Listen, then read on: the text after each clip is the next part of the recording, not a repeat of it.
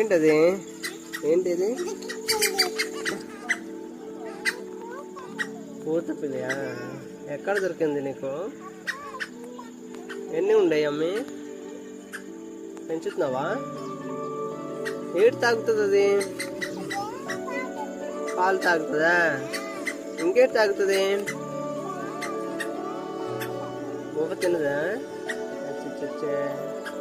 ఎలకలగైతే ఇది మనుషులతోనే ఉంటుందా? బాగా ఆడుకుంటుందా? అవునా? ఎవరు దానికి పోషిస్తున్నారు మరి? నిత్య ఎక్కడుంది? కరుస్తుందేమో చూడు. కరుస్తుందా?